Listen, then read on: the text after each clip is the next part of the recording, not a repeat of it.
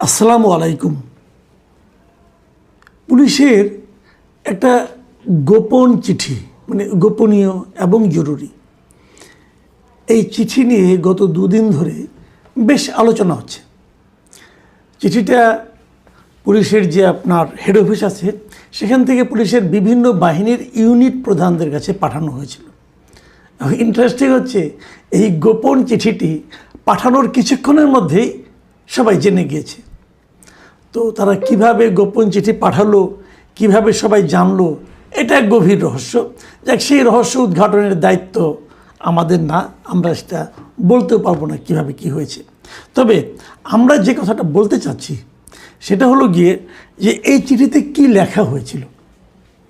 এই চিঠিতে লেখা হয়েছিল এই দেশে রাষ্ট্রের বিভিন্ন গুরুত্বপূর্ণ স্থাপনায়, যেমন ধরা যাক জাতীয় স্মৃতিসৌধ, বিভিন্ন ধর্মীয় উপাসনালয়, বিনোদন কেন্দ্র, শাহবাগ চত্বর এবং সেনাবাহিনী বা পুলিশ বা বিভিন্ন শৃঙ্খলা বাহিনীর বিভিন্ন স্থাপনা অথবা তাদের কোনো সদস্য, এদের উপর এক ধরনের হামলা হতে পারে এবং সে হামলা বোমা বিস্ফোরণ হতে পারে, ধারালো বা দেশীয় অস্ত্রের মাধ্যমে অথবা আগ্নেয়াস্ত্রের মাধ্যমে হামলা হতে পারে।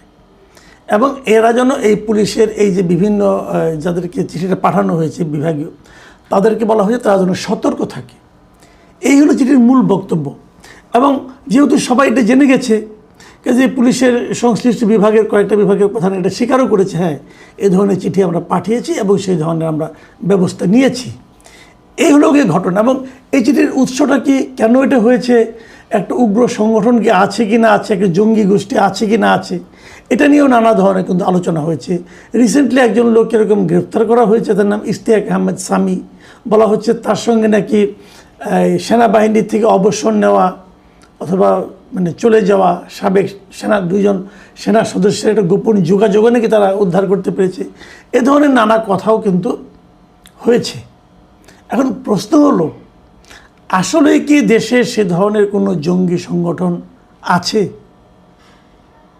অথবা সক্রিয় আছে অথবা এই ধরনের কোনো হামলার আশঙ্কা আছে? এটি হলো আলোচনার বিষয়। দেখুন, আপনারা মনে করতে পারবেন অন্তর্বর্তীকালীন সরকারের সময়, সেই পুরো সময়ে কিন্তু দেশে কোনো ধরনের জঙ্গি তৎপরতা দেখা যায়নি। আবার আওয়ামী লীগ আমলে, আওয়ামী লীগের 15 বছর প্রায়ই আমরা এই ধরনের জঙ্গি তৎপরতার কথা শুনতাম এবং পুলিশের দিক থেকেও নানা ধরনের অভিযান পরিচালিত হতো। কিছু কিছু লোককে গ্রেফতার করা হতো, অস্ত্র উদ্ধার করা হতো। এই অস্ত্র উদ্ধারকে নিয়ে কেউ কেউ এটাকে নাটক বলতো, কেউ কেউ সাজানো বলতো, কেউ কেউ বলতো যে সরকারের নানা রকম বিপদে পড়লে এই ধরনের একটা জঙ্গি অভিযানের কথা শোনা যায়, দৃষ্টিটাকে ঘোরানোর জন্য এই কাজগুলি করা হতো বলে বলা হতো। সত্য মিথ্যা আমরা বলতে পারবো না। এর মধ্যে আমরা ওই অন্তর্বর্তীকালীন সরকারের সময় আমরা দেখলাম যে ওই সরকার একদম মুখ পুছে বলল যে দেশে কোনো জঙ্গি তৎপরতা নেই, দেশে কোনো জঙ্গি সংগঠন নেই। ওই সময় যিনি ডিএমপির কমিশনার ছিলেন শেখ সাজ্জাদ আলী, তিনি তো স্পষ্ট বলেছেন যে, ওনার কথা যদি আপনি শুনেন তাহলে বুঝবেন, উনি বলেছেন দেশে কোনো জঙ্গি নেই। এবং ওই আওয়ামী লীগের আমলে যে সময় যে ঘটনাগুলো ঘটেছিল সেগুলিকে উনি সাজানো নাটক বলে অভিহিত করেছিলেন। একদম ওনার হুবহু ভাষায় আমি যদি আপনাদেরকে পড়ে শোনাই, উনি বলেছিলেন যে আওয়ামী লীগের সময় জঙ্গি নাটক সাজিয়ে ছেলেপেলেদের মারা হয়েছে। কিসের জঙ্গি? এটা কিন্তু ডিএমপি কমিশনার বলেছিলেন। তার মানে ওনাদের সময়, এবং ওই সময় আসলেও কোনো দেশের জঙ্গি কোনো আক্রমণ হয়নি অথবা কোনো ধরনের অঘটন আমরা দেখিনি। তারপর ইলেকশন হলো, একটা গণতান্ত্রিক সরকার এলো, বিএনপি সরকার এলো, এখন আবার আমরা জঙ্গির কথা শুনতে পাচ্ছি। এখন কোনো তৎপরতা দেখিনি, কিন্তু কথাটা শুনতে পাচ্ছি। এখন পার্থক্যটা তাহলে কী? আমি যদি অন্যভাবে বলি, ভাবুন একবার, আওয়ামী লীগ আমলে ছিল, তার মানে জঙ্গি হিসেবে যারা ছিল তারা আওয়ামী লীগ সরকারকে পছন্দ করতো না। তারপরে অন্তর্বর্তীকালীনে জঙ্গি তৎপরতার কোনো খবর আমরা পাইনি। তার মানে যারা জঙ্গি যদি কেউ থেকে থাকে, তারা অন্তর্বর্তীকালীন সরকার অথবা অন্তর্বর্তীকালীন সরকারের উপর যাদের বেশি প্রভাব তাদেরকে পছন্দ করত, তারা অন্তর্বর্তীকালীন সরকারকে বিব্রত করতে চায়নি। তারপরে যে সরকারটা এসেছে, এখন আবার সেই তৎপরতার কথা আমরা শুনতে পাচ্ছি। তাহলে কি ওরা এই সরকারকে পছন্দ করছে না এমন লোক হতে পারে। তাহলে এখন আমরা যদি দেখি পার্থক্যটা কি, আওয়ামী লীগ আমল বিএনপি আমল এক ধরনের মিল, আবার অন্তর্বর্তীকালীন সরকার তার সঙ্গে জঙ্গিদের একটা মিল। অন্তর্বর্তীকালীন সরকারকে তো আমি বলতে পারবো না সেটা জঙ্গি সমর্থিত সরকার, এটা তো বলা ঠিক হবে না, তাই না? আমরা তো প্রমাণ করতে পারবো না। নাকি তাদের সুবিধা হতো অন্তর্বর্তীকালীন সরকারের সময় বিভিন্ন রকম কর্মকাণ্ড যা হয়েছে সেগুলো কি জঙ্গিদের পক্ষে গেছে? হতেও পারে। দেখুন, আমি কয়েকটা ঘটনার কথা আপনাদেরকে একটু স্মরণ করিয়ে দিই এবং এগুলো নিয়ে আমরা আলোচনা করতে চাই কারণ এখান থেকে নানা ধরনের ইঙ্গিত কিন্তু পাওয়া যায়। আপনারা জানেন যে 2024-এর এই জুলাই আগস্টের যে আন্দোলন, এই সময় কিন্তু বেশ কিছু জেলখানা আপনার লুট হয়েছিল, জেলখানা থেকে কয়েদিরা চলে গিয়েছিল, বিভিন্ন থানা লুট হয়েছিল এবং থানার অস্ত্রাগার ভেঙে অস্ত্রও কিন্তু অনেক লুট হয়ে চলে গিয়েছিল। আচ্ছা, এই অস্ত্রগুলো কারা লুট করেছিল? আপনার আমার মতো সাধারণ মানুষ? তারা অস্ত্র লুট করে কী করবে? তারা অস্ত্র নিয়ে তো রাখতেও পারবে না কোথাও, তারা তো বরং বিপদে পড়ে যাবে। তাহলে কারা অস্ত্র নিয়েছে? যারা অস্ত্র নিয়েছে তারা কি অস্ত্রগুলি নিয়ে তাদের যার যার ঘরের শোকেসে সাজিয়ে রাখবে?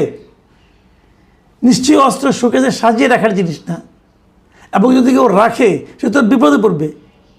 তাহলে তারা অস্ত্রগুলি কেন নিয়েছে এত ঝুঁকি নিয়ে?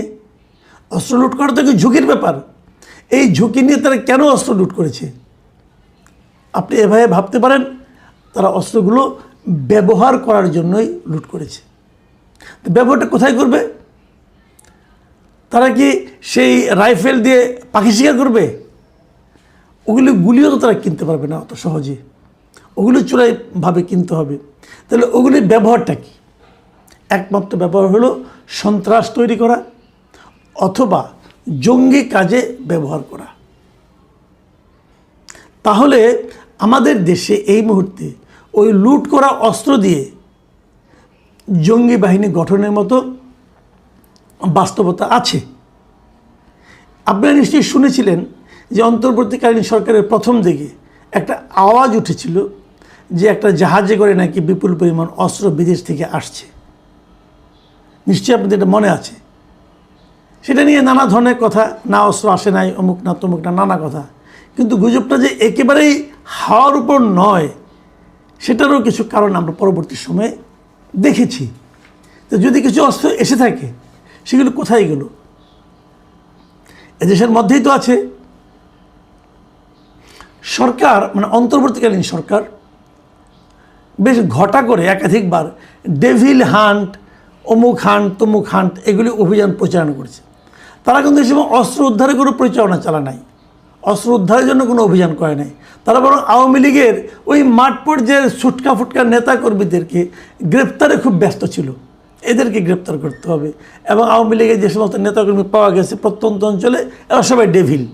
তো ডেভিল তো আপনি হান্ট করলেন, ভালোই করেছেন, খারাপ করেন, অনেক করেছেন, সংখ্যায় প্রচুর যারা ওরা ডেভিলকে হান্ট করেছেন। কিন্তু ডেভিলের উইপেন হান্ট করতে পারছেন কিনা সেটা বলেন। অথবা যারা এগুলি লুটপাট করেছে সেই যে অস্ত্রগুলো মানুষকে ডেভিলে রূপান্তরিত করে, সেই অস্ত্রগুলোকে উদ্ধার করতে পেরেছেন? সেটা খুবই নগণ্য। বিপুল পরিমাণ অস্ত্র সরকারি হিসেবেই এখনও বাইরে রয়ে গেছে। কোথায় আছে এগুলো? পার হয়ে গিয়ে অন্য দেশে চলে গেছে? না, যায়নি, এটা এই দেশেই আছে। তো সেগুলো কী কাজে ব্যবহৃত হবে? কাজে সেগুলো দিয়ে জঙ্গি তৎপরতা চালানোর মতো বাস্তবতা দেশে যে এখন নাই তা কিন্তু মনে করার কোনো সুযোগ নেই। দেশকে অস্থিতিশীল করে রাখার জন্য সব সময়ই একটা গোষ্ঠী সচেষ্ট থাকে। তারা মনে করে দেশে একটা আওলা ঝাওলা লাগলে, দেশে একটা অস্থিতিশীল পরিবেশ তৈরি হলে এই গোলেমালে তাদের কিছু লাভ হতে পারে। এর সঙ্গে কি কোনো না কোনো রাজনৈতিক দল জড়িত নেই? অবশ্যই আছে। দেখুন, আমি একটা ঘটনা আপনাকে বলি। কয়েকদিন আগে একটা নিউজ দেখলাম যে নরসিংদীর রায়পুরা উপজেলার দুর্গম চরাঞ্চলে স্বয়ংক্রিয় অস্ত্রশস্ত্রে সজ্জিত প্রায় 200 লোকের একটা সন্ত্রাসী বাহিনী আছে নরসিংদীর রায়পুরা উপজেলার দুর্গম চরাঞ্চলে। এদের কাজটা কি? এবং এরা সবাই যে সমস্ত সশস্ত্র বাহিনীর অস্ত্রশস্ত্র লুট হয়েছিল সেগুলোই একটা অংশ নিয়ে, এবং আরও কিছু তাদের নিজস্ব সংগ্রহ ছিল সেগুলো নিয়ে তারা করেছে। এবং তারা ওখানে কী করে? এই সন্ত্রাসী বাহিনীর কাজ হলো, মানে যতটুকু পর্যন্ত আমরা খবর পেয়েছি যে ওই এলাকার বিভিন্ন চরে লুটপাট করা এবং এই যে বালু উত্তোলন করা মেঘনা থেকে, এই সমস্ত নানা ধরনের কাজ তারা করে এবং এর কিছু ছবিও আমরা বিভিন্ন সময় সামাজিক মাধ্যমে দেখেছি। তাহলে অস্ত্রগুলো কিন্তু ব্যবহার করে অন্যায় হচ্ছে, সেই অন্যায়টা হয়তো এরকম ধ্বংসাত্মক কাজে যাচ্ছে না, কিন্তু অন্যায় হচ্ছে এবং ওদের সঙ্গে মাঝখানে একবার সশস্ত্র বাহিনী মানে পুলিশ আইন শৃঙ্খলা রক্ষাকারী বাহিনীর গোলাগুলি পর্যন্ত হয়েছে, এরকম খবর আমরা পেয়েছি। তাহলে এরা যে এই সমস্ত ছোটোখাটো কাজ করতে পারে অস্ত্র দিয়ে, তো জঙ্গি হামলার মতো কর্মকাণ্ডে এরা তো ভাড়াও খাটতে পারে, লোকগুলো তো টাকা হলে সবই করবে, সেই ধরনের আশঙ্কাও কিন্তু আপনারা উড়িয়ে যেতে পারেন না। পুলিশের যে গোপন চিঠি বিভিন্ন বিভাগীয় প্রধানদের কাছে, এই চিঠিটা কি হাওয়ার উপরে? তারা তো কিছু গোয়েন্দা তথ্যের ভিত্তিতে চিঠি লিখেছে, সেই গোয়েন্দা তথ্যগুলো তো এভাবে এসেছে। তাহলে হামলা কি হবে? অথবা আপনি একটা ভাবেন, ধরেন শাহবাগে একটা এরকম অবস্থান ধর্মঘট চলছে, সেখানে যদি একটা বোমা ব্লাস্ট হয়, কিছু লোক যদি এখানে নিহত অথবা আহত হয়, দায়টা কার উপর চাপবে? আলটিমেটলি দায় কিন্তু চাপবে সরকারের উপর। তো সরকারের উপর দায় চাপলে সরকার যদি বেকায়দায় পড়ে, লাভটা কার হবে? সরকারকে কারা ফেলে দিতে চাচ্ছে? যাদের লাভ হবে তাদের হয়েই কি এই জঙ্গি তৎপরতা চলবে আগামী দিনগুলোতে? এই প্রশ্নগুলো নিয়ে কিন্তু ভাবতে হবে। দেখুন, আমাদের যে শেষ কথা, আমরা আসলে দেশে অশান্তি চাই না, অস্থিতিশীলতা চাই না।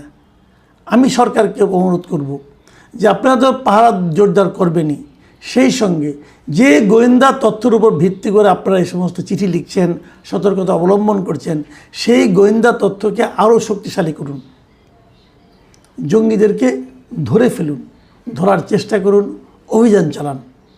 দেশ আর এরকম অস্থিতিশীলতা মানে মেনে নিতে অথবা বহন করতে দেশের আসলে সেই সক্ষমতা নাই।